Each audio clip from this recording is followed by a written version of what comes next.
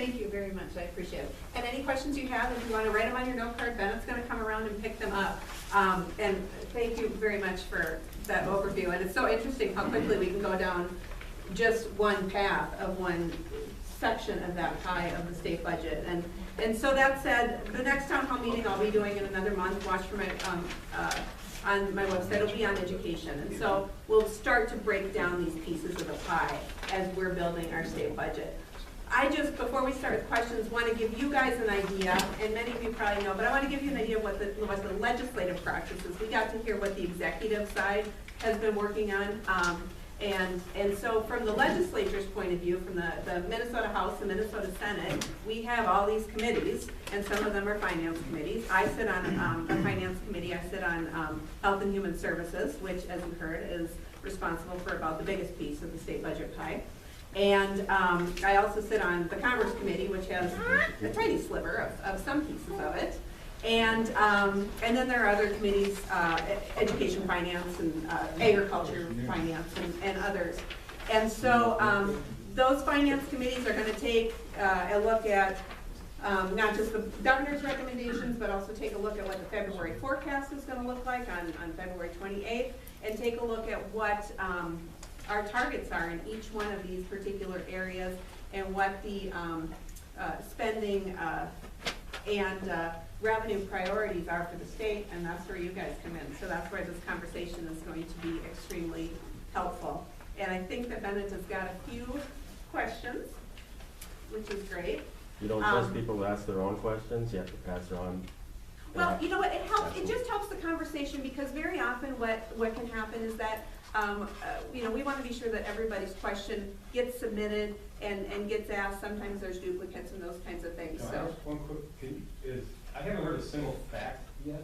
Can you go over some budget facts? You haven't mentioned a single number or a single fact yet. It's hard to ask questions if you don't present a fact at all. Like, what is the budget? What is it? What was it last year? It's my interpretation is it's going up by $3 billion this year. I thought you guys were going to soak the rich with your taxes and just talk about broad and base. And this is why we're doing them on cards, so that people don't get kind of talked over. So, do you have anything? Well, I'm just upset that you promised not to, you're promising now to broaden the base, which is a fancy word for taxing everybody, when you said you were going to soak to the rich. Oh, I've got a few other questions that people want to ask. Do you want to write down your question? I'd like to hear the answer to that. And go ahead and write it down, we'll answer it for you. I'd like to hear the answer to that. Write it down. This is a meeting, not a And I will tell you, the reason that we're doing it this way is because our goal is to have a conversation and not, the way we've done government for years is this side versus You do all the that side. talking and we don't do any of the talking? Is that how you want it? I'm You're being disrespectful to the rest of us right now. Yeah, Okay. let's ask the question. Answer the question then. Answer the question. Why did you We have promise? the format. Why don't you write To it soak the down rich. like everybody What's else? the Yeah, issue? let us, show us some respect and let us ask our questions. I can ask my questions better than you can read them. I doubt that. Right, I mean, it's First Amendment, isn't it? Write it down. So the first question that I think would be really helpful for the commissioner to answer is, how much will repealing the foreign operating corporation and foreign royalty deduction impact the budget? How many corporations actually use these and how many don't? Yeah, that's what everybody wanted. Good question. I want to phone the Commissioner of Revenue to give you that kind of specifics. The foreign operating corporation and those basically changes within the corporate income tax rate are used pretty much dollar for dollar to lower the corporate tax rate. I can give you the specific change in the corporate tax rate, but I'm concerned with giving you ballpark numbers, but it is, no, let me see if I can grab it.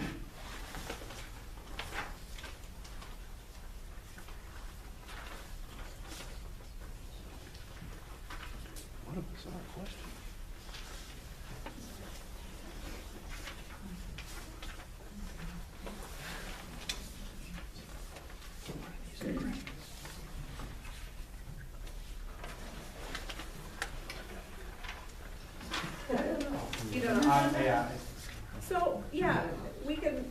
get more detailed answers Yeah. on that Ooh, particular that's thing. 'Cause like- I think it's a really great question. It's a great So question. if you answer that, ask that question, you can just leave your name and we'll make sure that you get followed up on. Sorry about that. And I'll get a card to whoever that was so we can get a follow-up on that. The issue on the foreign operating credits is that right now, the corporate income tax, the effective rate isn't the same for everyone.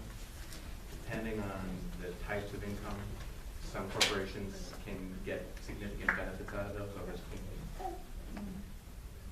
It's a question again of how flat, how uniform are the taxes. There's going to be differences of impact based upon the corporation, to be sure. But it is what allows us to lower the effective or the stated corporate tax rate down like 9 point something, down like about a full point.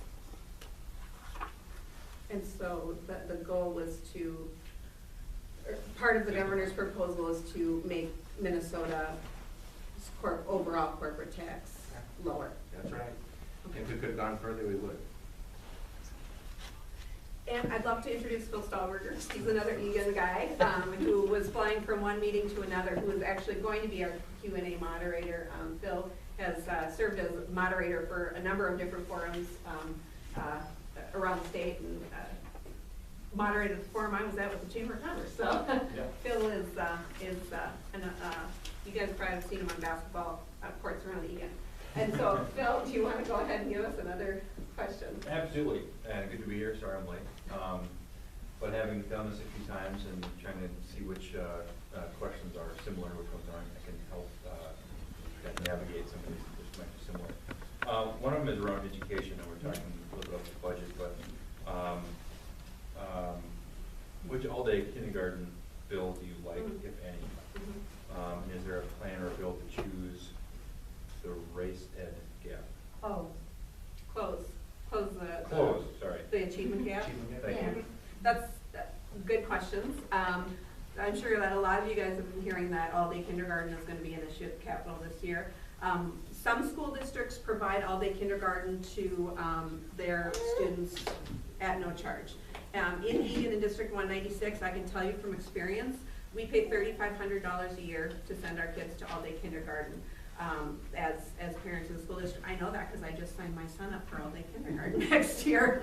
And there's been a number of proposals because of, as Commissioner Schowalter said, those formative years, early childhood is becoming so key, and there's been business groups that have been committed to trying to start our early childhood, close that early childhood gap early, because those formative years make such a difference in high school graduation rates, make such a difference in success in college. I mean, so what's happening between the ages of 1 and 5 actually are impacting, as you said, the high school graduation rates and on and on and on.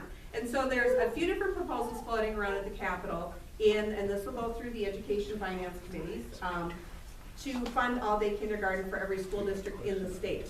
And the one that I have actually signed on to is one that provides some flexibility to school districts so that they can best use their money for early childhood. Some school districts want to put more revenue into early childhood. Some school districts want to put more revenue into all-day kindergarten. Our school district really likes that and wants to and so that's the bill I signed on to. But the debate is going to be long at the Capitol, and it's going to go through a number of committees. And so if you have any questions about that afterwards, by all means, I'll be around. You can let me know. So.